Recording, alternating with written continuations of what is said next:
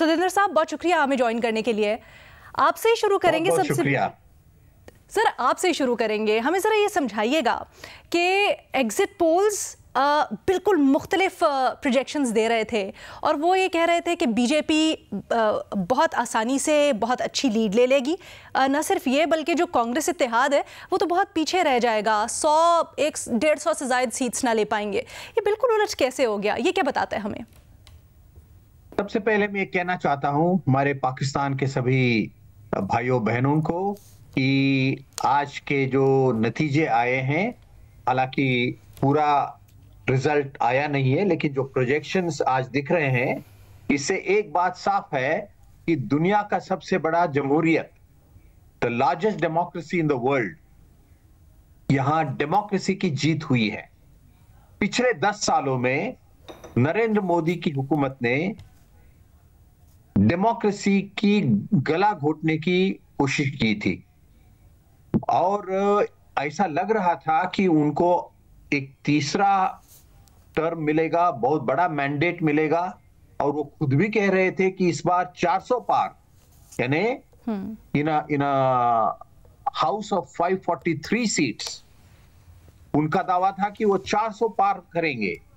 और exit poll भी लगभग उसी डायरेक्शन पे उनको सीटें दे रही थी। लेकिन जब एग्जैक्ट पोल आया है, आज नतीजे जब सामने आए हैं, तो दिखता है कि भारतीय जनता पार्टी को, नरेंद्र मोदी की पार्टी को इवन क्लियर मेजॉरिटी नहीं मिली है।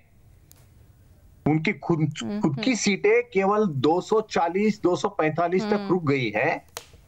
हालांकि वो फिर एक बार प्राइम मिनिस्टर बन सकते हैं, लेकिन उनकी मेजॉरिटी भी कम हुई है और उनकी क्रेडिबिलिटी कम हुई है, उनकी लेजिटिमेसी भी कम हुई है। और यह भारत के डेमोक्रेसी के लिए और हमारी जो हिंदू मुस्लिम यूनिटी, भाईचारा, उसके लिए, हमारे कॉन्स्टिट्यूशन के लिए एक बहुत बड़ी जीत है। पिछले 10 सालों में हमने देखा कि एक नफरत की पॉलिटिक्स, नफरत की राजनीति, हिंदू और मुसलमानों के बीच एक दरार पैदा करने की, जो हमारे कल्चर में नहीं है, हमारे कॉन्स्टिट्यूशन में इसके लिए कोई जगह नहीं है। इस प्रकार की पॉलिटिक्स चल रही थी, लेकिन अवाम ने इस पॉलिटिक्स को एक बहुत बड़ा एक जवाब दिया है।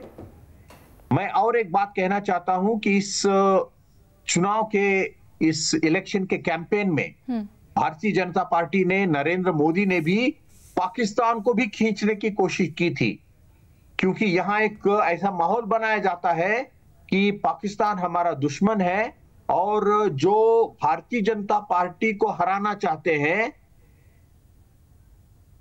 पाकिस्तान उनका साथ देता है। यानी एक बहुत ही, it's a very false propaganda, toxic propaganda, लेकिन जनता ने, अवाम ने इसको ठुकराया है। और इसलिए आज जो कुछ नतीजा आया है, हालांकि फिर एक बार भारतीय जनता पार्टी सरकार बना सकती है, लेकिन उसकी पहली जो एक एरोगेंस थी, वो एरोगेंस अब नहीं है और हम इसका स्वागत करते हैं। We welcome it and we hope that in the days to come India's democracy और मजबूत होगी, हमारी जो एक कौमी एकता है वो और मजबूत होगी और आगे चलकर भारत और पाकिस्तान के बीच अच्छे रिश्ते बने, पाकिस्तान में भी जमहूरियत आगे बढ़े, ये हम कामना करते हैं। अच्छा, इससे पहले कि हम इस चीज़ के ऊपर बात करें, थोड़ा सा ये भी समझना चाहूंगी कि यही चीज़ें थी जो कि बीजेपी, नरेंद्र मोदी पहले भी करते आए हैं और वो रिजल्ट्स देते आए हैं उनको। आप 2019 के इलेक्शंस ले लिए, उसके बाद ले लें, तो ये चीज़ें बीजेपी के लिए, नरेंद्र मोदी के लिए फ़ायदेमंद रही हैं। बट इस दफ़ा क्या हुआ कि बिल्कुल उलट हो गया उनके लिए? देखिए, इसके पीछे एक बहुत बड़ा कारण यह है कि पिछले 10 सालों में भारत में एक इकोनॉमिक प्रोग्रेस काफी हुआ है, लेकिन इसका फायदा